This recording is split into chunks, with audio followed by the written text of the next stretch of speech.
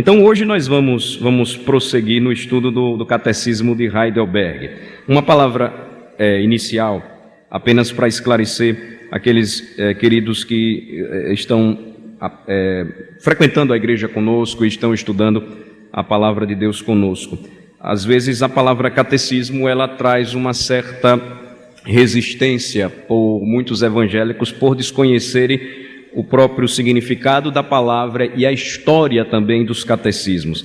A palavra catecismo, ela tem a ver com catequese, com instrução, com ensino, e é um método antigo utilizado pelos cristãos primitivos. O primeiro catecismo cristão, ele data do século II e ficou conhecido como o didaquê, ou a didascalia dos apóstolos, que é uma palavra grega para ensino. E o sistema de catequese ou de catecismo, ele sempre foi o de perguntas e respostas com os textos bíblicos.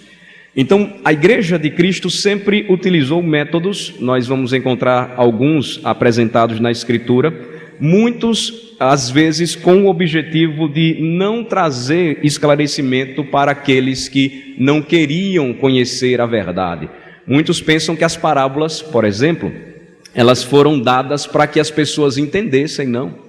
Cristo falou certa vez que as parábolas eram para que os incrédulos eles olhassem e não vissem e não pudessem ver nada, ouvissem e não entendessem nada, porque o Senhor havia dito que ele ocultou aos grandes aquilo que o Pai veio revelar aos pequeninos.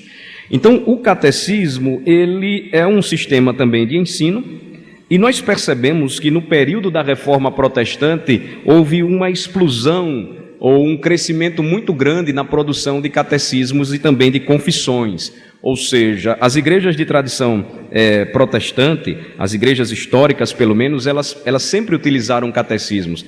A igreja luterana, ela usou uma confissão de fé, até hoje a confissão de Augsburgo, e o catecismo chamado de Lutero, para instruir as crianças. Nós, presbiterianos, utilizamos os padrões de Westminster, ou seja, a Confissão de Fé de Westminster e os catecismos maior e breve, que foram produzidos num período chamado de pós-reforma, ou seja, a continuação do avanço da pregação e do evangelho naquele período conhecido como Reforma Protestante. Então, o catecismo de Heidelberg, que nós estamos utilizando, não é o padrão adotado por nós presbiterianos, mas por igrejas irmãs. A reforma, ela atingiu a Europa, no Reino Unido ou na Grã-Bretanha, ficamos conhecidos como presbiterianos. Então, na Escócia, presbiterianos que vieram para a Nova Inglaterra, que hoje são os Estados Unidos, e os primeiros missionários presbiterianos vieram de lá para o Brasil. Então, nós temos esta herança. Mas existem também igrejas aqui no Brasil que foram fruto do movimento da reforma que aconteceu na região continental, Países Baixos, Holanda, Bélgica, Espanha, Hungria, Bulgária, e estes adotaram as três formas da unidade, ou seja, Catecismo de Heidelberg, a Confissão Belga e os Cânones de Dort. Todos eles são harmoniosamente preparados ou foram harmoniosamente preparados para instruir os crentes, ensinar a palavra de Deus aos crentes e confortá-los em meio à perseguição que eles enfrentaram. Por exemplo, o Catecismo de Heidelberg traz muitas perguntas e trata de muitas doutrinas confortantes, num contexto em que os próprios irmãos que produziram o catecismo depois foram mortos. Eles se tornaram mártires por causa da sua fé em Cristo Jesus. Então, uma palavra de esclarecimento é importante, porque muitas vezes quando nós ouvimos a palavra catecismo, nós já pensamos que ela tem a ver com a Igreja de Roma. A Igreja de Roma tem o seu catecismo, mas não tem nada a ver com algo que só pertence à Igreja de Roma. Ela tem uma história. E na história da cristandade ou do cristianismo, ela adotou catecismos. Agora, isso não quer dizer que é uma propriedade da Igreja de Roma. As igrejas de Cristo sempre produziram catecismos. Então, nós temos estudado o Catecismo de Heidelberg e estamos trabalhando agora as perguntas que falam sobre a necessidade de um mediador. Vimos na quarta-feira passada que o mediador, ele precisava ser verdadeiro homem e perfeitamente justo. E a instrução do catecismo, ela continua e diz, e por que ele deveria ser assim? Pergunta 16 que nós vimos. Porque a justiça divina, ela exige que a mesma natureza humana que pecou pague pelo pecado. Mas um pecador não pode remir pecadores. Então, o mediador, ele deveria ser verdadeiro homem e perfeitamente justo. Por quê? Porque para nos substituir da natureza, da sentença de morte, ele deveria assumir a natureza humana integralmente, pois caberia ao homem pagar o seu débito diante do Senhor. E também nós vimos que ele precisaria ser perfeitamente justo, porque nenhum homem nesta terra, ele poderia remir os seus próprios pecados ou salvar pecadores, porque estava ou se encontra em igual condenação. Então Deus escolhe o mediador, ele precisava assumir a natureza humana, porém perfeita, e ter um procedimento justo, mas aí existe uma complementação importante ensinada na Escritura e que o Catecismo vai nos orientar aqui também, vai nos ajudar, nos esboçando este assunto. A pergunta 17 também diz assim: e por que ele também deveria ser verdadeiro Deus? Ele não podia ser somente verdadeiro homem perfeito, mas ele precisaria também ser verdadeiro Deus. Não somente um homem justo, mas também alguém que fosse ao mesmo tempo Deus. A resposta é, porque ele deveria ser verdadeiro Deus, para que pelo poder de sua divindade, suportasse em sua humanidade o peso da ira de Deus, promovesse a reparação e nos restituísse a justiça e a vida. Então, vamos ver as passagens bíblicas que tratam sobre o assunto. Vamos para Isaías e vamos para o capítulo 9 de Isaías. Vejam só. Há uma profecia a respeito do nosso Redentor em Isaías capítulo 9, que é extremamente esclarecedora. Isaías capítulo 9, no versículo de número 6, que é um versículo conhecido, inclusive muito utilizado neste mês, por conta da natividade, do período em que o cristianismo ocidental, ele, em sua maioria, ele comemora, ele celebra o nascimento de Jesus. Então, nós encontramos em Isaías 9:6 uma passagem bíblica que mostra a necessidade de que o mediador, além de ser verdadeiro homem justo, também fosse verdadeiramente Deus. Vamos ler juntos o versículo 6 aí? Vamos lá? Porque um menino nos nasceu, um filho se nos deu.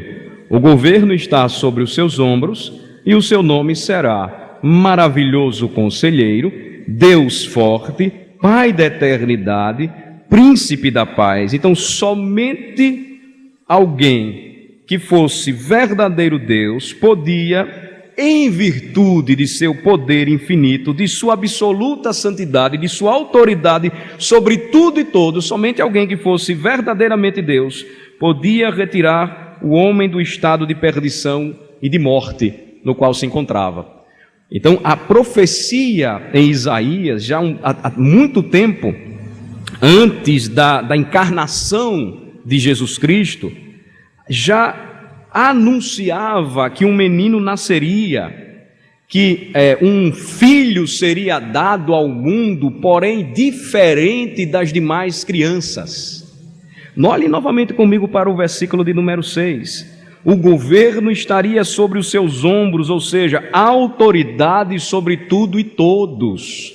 De modo que quando Cristo ele encarna e ele vive a nossa vida neste mundo, embora os homens incrédulos não pudessem reconhecê-lo como o Senhor, os demônios sabiam muito bem quem é que estava pisando aquele chão de terra seca e árida na Palestina.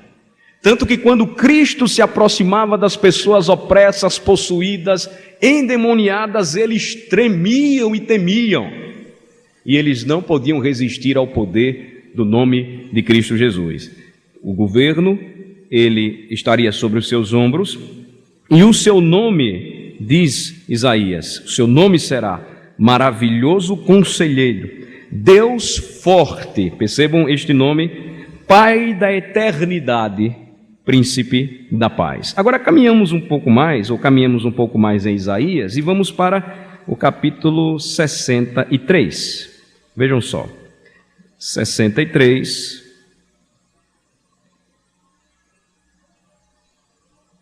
a partir do versículo de número 1. Existem várias profecias em Isaías a respeito da promessa redentiva, da promessa libertadora do Senhor para o seu povo. Agora, uma leitura cuidadosa deste livro nos mostra que estas profecias, elas se cumpririam, todas elas, em sua maioria, a longo prazo, ou seja, havia uma promessa de retorno à terra, havia uma promessa de perdão e de remissão a um povo cativo por seus pecados em Babilônia, mas o Redentor ainda não haveria de vir. Havia uma promessa muito maior e que sairia dos limites de Israel, alcançaria os confins da terra. Vejam só, Isaías 63, outra passagem que fala a respeito do Redentor. A partir do versículo 1, vamos ler juntos? Quem é este que vem de Edom, de Bosra, com vestes de vivas cores, que é glorioso em sua vestidura, que marcha na plenitude da sua força? Sou eu que falo em justiça, poderoso para salvar. Por que está de vermelho o traje e as tuas vestes como as daquele que pisa uvas do lagar? Versículo 3, o lagar eu pisei sozinho, e dos povos nenhum homem se achava comigo. Pisei as uvas na minha ira, no meu furor as esmaguei, e o sangue me salpicou as vestes e me manchou o traje todo. Então há uma profecia a respeito do mediador, que fala de um Deus poderoso, um homem de tamanho poder que impossível seria que fosse somente humano. Há uma profecia a respeito do Messias que o povo tanto aguardava e diz que ele vem justamente do lugar de batalha, do lugar de luta, do lugar onde ele mesmo, em Edom, libertou o seu povo e sozinho triunfou. A descrição é de um homem com suas vestes manchadas, salpicadas de sangue. A descrição do pisar o lagar com as uvas é algo que o livro do Apocalipse vai descrever sobre o poder deste mediador e juiz e rei de julgar, redimir, salvar e libertar o seu povo. Então, o que ele diz quando o profeta lhe pergunta quem é este, no versículo 1, sou eu que falo em justiça, poderoso para salvar. E o profeta continua, e porque está vermelho o traje e as tuas vestes como as daquele que pisa uvas do lagar? Ele então explica que pisou o lagar sozinho, ou seja, realizou toda a sua obra sozinha, a obra de salvação, a obra de redenção de seu povo. Ele fez tudo isso sozinho. E dos povos nenhum homem se achava comigo. Pisei as uvas da minha ira, no meu furor as esmaguei, e o seu sangue me salpicou as vestes e me manchou o traje todo. O versículo 4 diz, porque o dia da vingança me estava no coração, e o ano dos meus redimidos é chegado. Olhei e não havia quem me ajudasse, e admirei-me de não haver quem me sustivesse, pelo que o meu próprio braço me trouxe a salvação, e o meu furor me susteve. Na minha ira pisei os povos, no meu furor embriaguei-os, derramando por terra o seu sangue. Aquele que veio para remir o seu povo, traria uma espada diferente daquela que, por exemplo, os zelotes esperavam quando viram aquele que disse ser o Messias prometido. A espada que ele trazia consigo não era aquela que feriria os homens e os seus corpos, mas os seus corações, e libertaria o seu povo de uma maneira totalmente diferente da que nós costumamos ver os nossos heróis. Esse herói, ele seria um substituto. Esse herói ele seria aquele rei que, liderando o seu povo no campo de batalha, seria o primeiro a se sacrificar a fim de redimir todo o seu povo, de salvar todo o seu povo. Então nós temos aqui estas duas referências importantes que falam que, para que pelo poder de sua divindade, o Redentor, que deveria ser verdadeiramente Deus, pudesse libertar, salvar e ser poderoso para salvar o seu povo, ou redimir o seu povo, ele não poderia ter outra natureza, senão aquela que nós aprendemos na Escritura. Não somente é humana, mas também divina.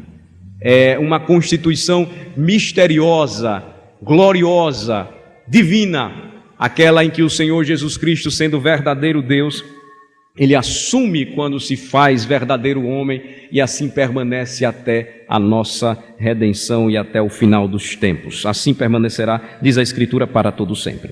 Agora vamos para passagens ainda no Antigo Testamento que nos trazem uma ideia importante a respeito deste assunto. Deuteronômio 4, quinto livro da Bíblia, Deuteronômio 4.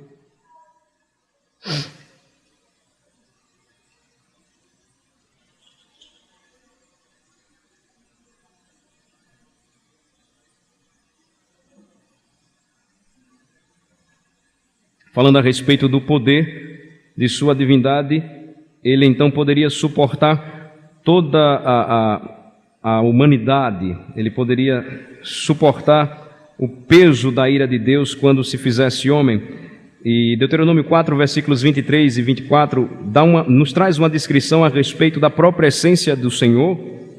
E quando nós a comparamos à constituição do próprio Redentor, nós percebemos que não há diferença, mas o Filho de Deus, o Senhor Jesus Cristo, nosso mediador, ele vem para trazer ou fazer justiça e redimir o seu povo. Deuteronômio 4, 23 e 24, vamos ler juntos, vamos lá.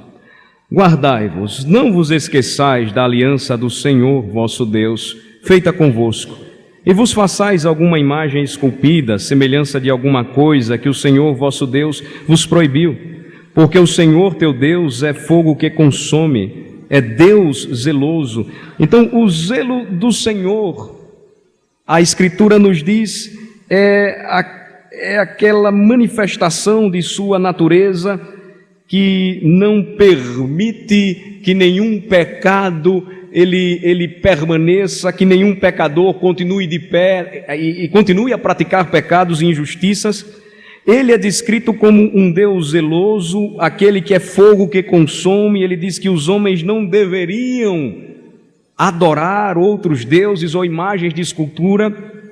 E o Deus forte, Pai da eternidade, Príncipe da paz, precisava ser verdadeiro Deus para suportar o zelo do Senhor, a ira do Senhor contra aqueles que permaneciam e viviam em desobediência. Agora, deixem esse texto marcado e vamos para o livro de Naum, capítulo 1, versículo 6.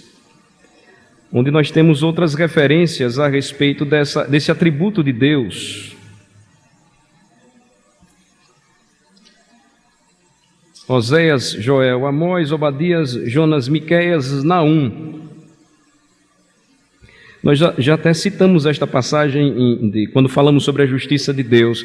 Quando Deus pronunciou uma sentença contra os ninivitas, e ele mandou então que Naum profetizasse, Naum capítulo 1, a partir do 2º versículo, nós já encontramos o Senhor apresentando-se como um Deus zeloso e que cheio de ira santa e justa, não permitiria que os homens continuassem em seus próprios pecados, praticando seus próprios pecados sem arrependimento.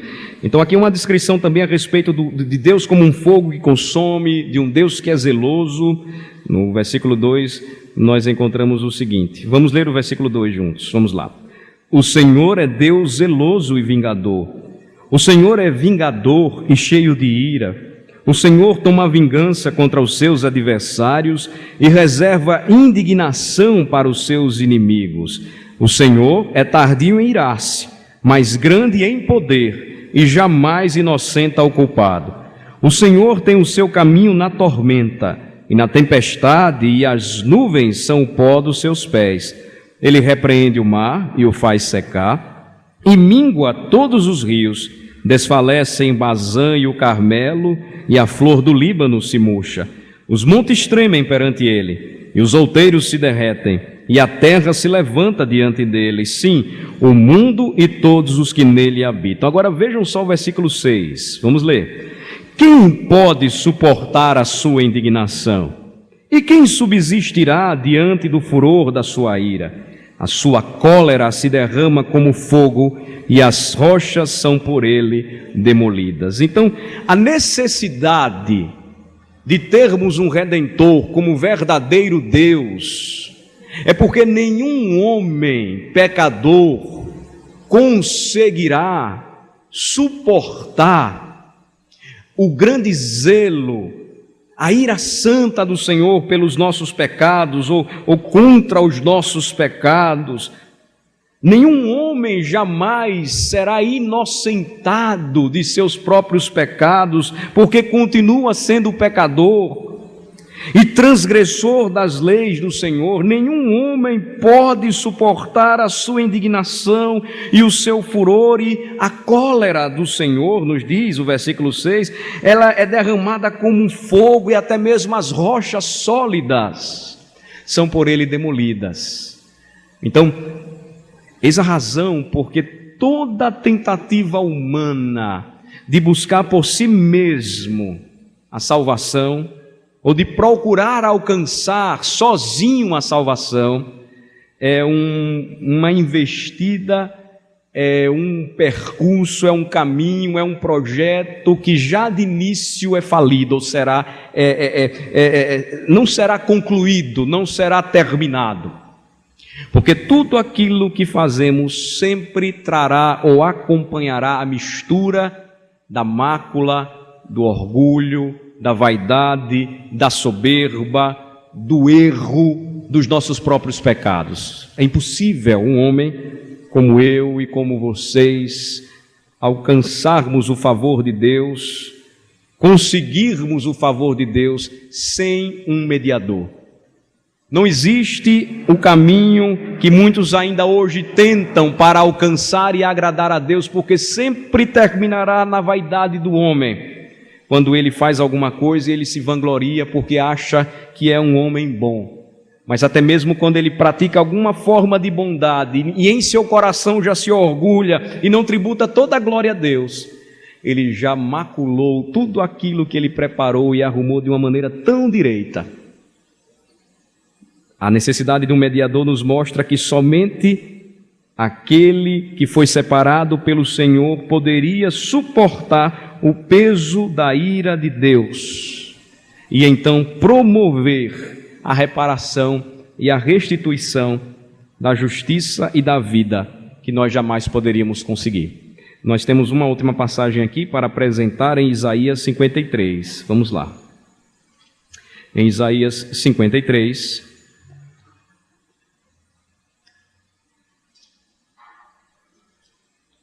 nós temos uma passagem muito tocante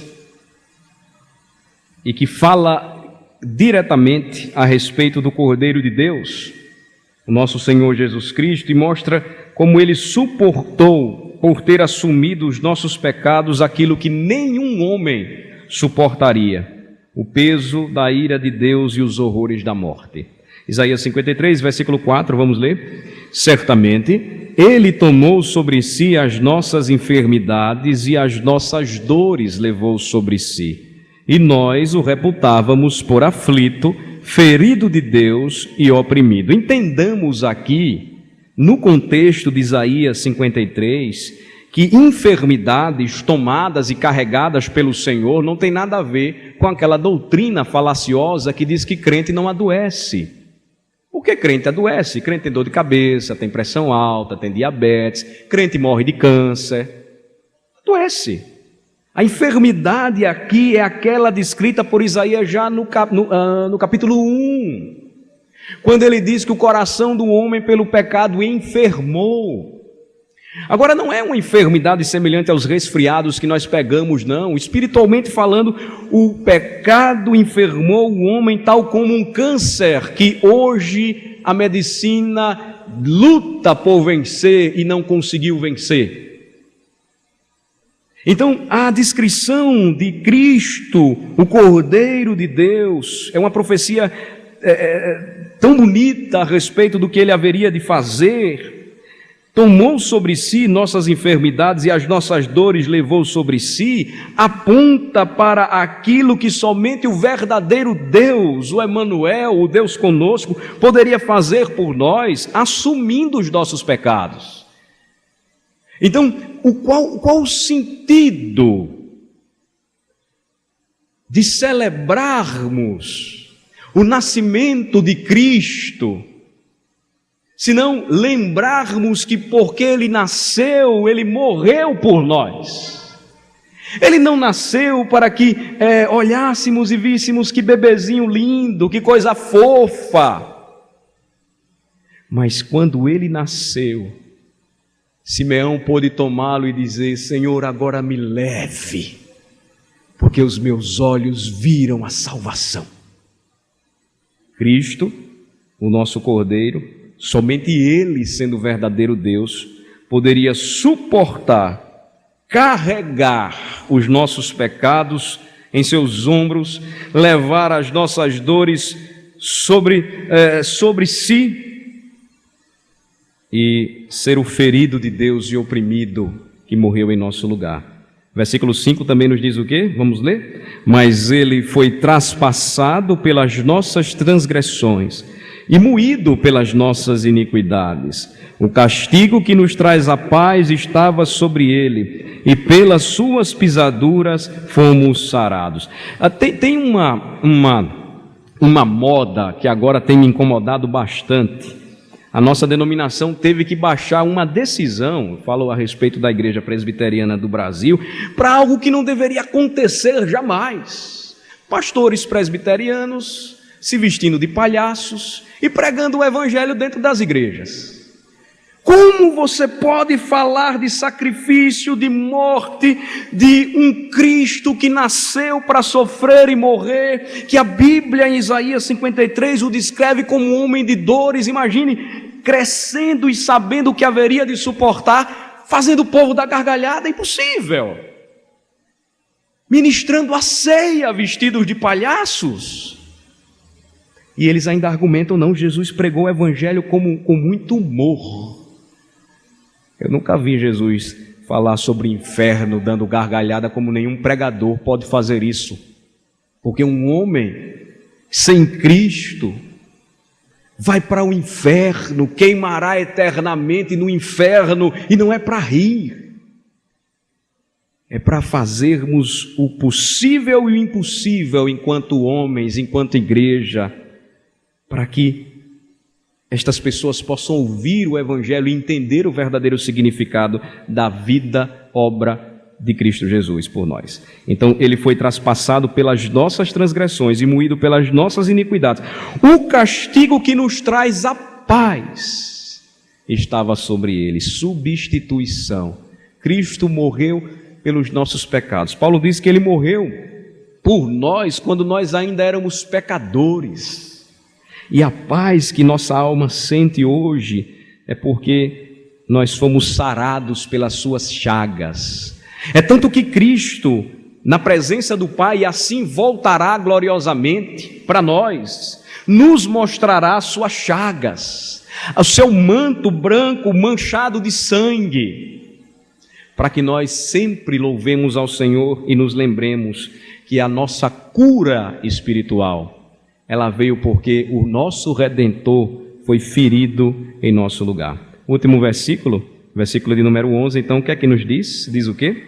Ele verá o fruto do penoso trabalho de sua alma e ficará satisfeito.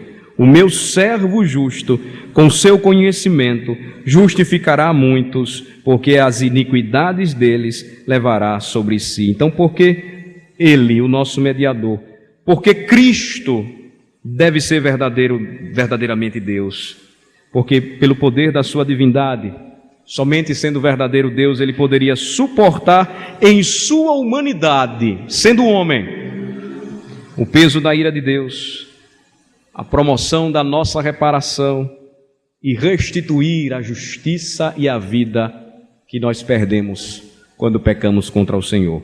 Louvemos ao nosso Redentor, entendamos porque é importante que na vida cristã Ele cresça e nós diminuamos, que não há espaço para outra mensagem senão a mensagem do Evangelho, não há espaço para outro nome digno de honra, louvor e glória senão o nome de Cristo no meio da igreja. E como nós temos motivos para louvar ao Senhor e assim como os anjos cantarmos paz na terra, glória a Deus nas alturas e paz na terra aos homens a quem Ele quer bem. Vamos orar. Senhor, nós te agradecemos e bendizemos ao Senhor por este momento em que somos instruídos por Tua palavra e mais uma vez podemos ver nas Escrituras porque Jesus Cristo é o nosso Deus Emanuel, Deus conosco, sendo Teu Filho unigênito, eterno, poderoso, glorioso, divino. No tempo e na hora certa Ele veio ao mundo e nasceu de maneira milagrosa no ventre da Virgem. Gerado pelo Espírito Santo, Ele encarnou, tomou a nossa forma, foi homem como nós, mas verdadeiro, justo, sem pecado. E porque continuou sendo verdadeiro Deus, tendo agora unidas estas duas naturezas, Ele pôde suportar na cruz o peso da Tua santa e justa ira por causa dos nossos pecados. Ele carregou sobre si os nossos pecados. Ele derramou o seu sangue pelos nossos pecados. Ele morreu e nos substituiu, a fim de que a sua justiça fosse a nossa justiça, a fim de que a sua vida fosse a nossa vida.